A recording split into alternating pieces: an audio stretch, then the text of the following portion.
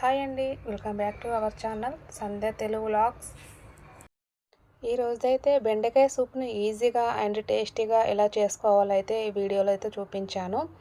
మీరైతే వీడియోను ఎక్కడా స్కిప్ చేయకుండా అయితే పూర్తిగా చూడండి. మీకు కనుక నచ్చినట్లయితే ప్లీజ్ అండి నా ఛానల్ని అయితే సబ్స్క్రైబ్ చేసుకొని నన్నైతే సపోర్ట్ చేయండి. అలాగే ఒక లైక్ అయితే ఇచ్చి ఈ వీడియోని అయితే ముందుకు తీసుకెళ్ళండి.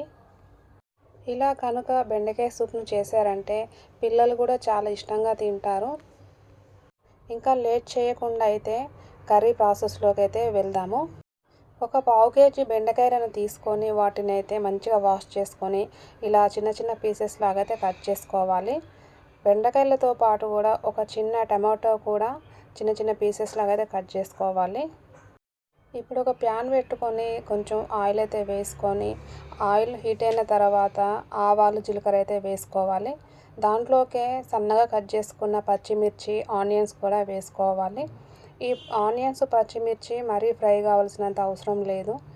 దీంట్లోకి ఇప్పుడు కొంచెం అయితే అల్లం వేసుకోవాలి. ఇలా మంచిగా అయితే కలుపుకోవాలి.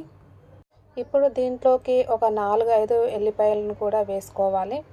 వీటిని వేసుకున్న తర్వాత ఒకసారి మళ్ళీ కలుపుకోవాలి. ఇలా కలుపుకున్న తర్వాత దీంట్లోకి కొంచెము కరివేపాకు కూడా వేసుకోవాలి.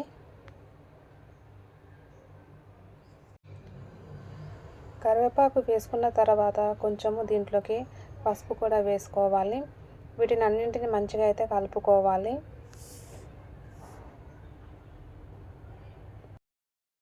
ఇప్పుడు దీంట్లోకి బెండకాయ పీసెస్తో పాటు టమాటో పీసెస్ కూడా వేసుకొని మంచిగా అయితే కలుపుకోవాలి.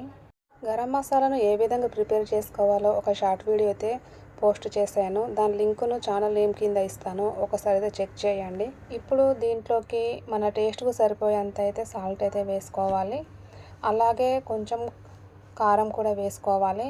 మనం పచ్చిమిర్చి కూడా వేసుకున్నాం కాబట్టి దానికి తగ్గట్టు చూసుకొని అయితే కారం వేసుకోవాలి. కొంచెం ఎక్కువ కారం తినేవాళ్ళు కొంచెం ఎక్కువ కారం కూడా వేసుకోవచ్చు. అలాగే ఒక స్పూను శనగపిండి కూడా వేసుకోవాలి. ఈ శనగపిండి వేసుకోవడం వల్ల బెండకాయ సూప్ కొంచెం చిక్కగా అయితే వస్తుంది, చాలా టేస్టీగా కూడా ఉంటుంది. బెండకాయ పీసెస్ ఇలా కొంచెం మగ్గిన తర్వాత చింతపండు రసం వేసుకోవాలి. దీంట్లో పులుపుకు తగ్గట్టు అయితే చింతపండు రసం వేసుకోవాలి. మరి పుల్లగా ఉంటే తినలేము. చింతపండు రసం పోసుకున్న తర్వాత స్టవ్ను హై ఫ్లేమ్లో పెట్టుకొని అయితే ఒక 10 నిమిషాలు అయితే మరగనివ్వాలి. బెండకాయ సూపు ఇలా మరుగుతున్నప్పుడు స్టవ్ను కొంచెం మీడియం ఫ్లేమ్లోకి పెట్టుకొని ఒక 10 నిమిషాలు అయితే ఉంచాలి. ఇప్పుడు దీంట్లోకి కొంచెం కొత్తిమీర గరం మసాలా అయితే వేసుకోవాలి. చాలా టేస్టీగా బెండకాయ సూప్ అయితే రెడీ అయిపోతుంది. ఇంతేనండి ఈ వీడియో కనుక మీకు నచ్చినట్లయితే నన్నైతే సపోర్ట్ చేయండి. Bye friends.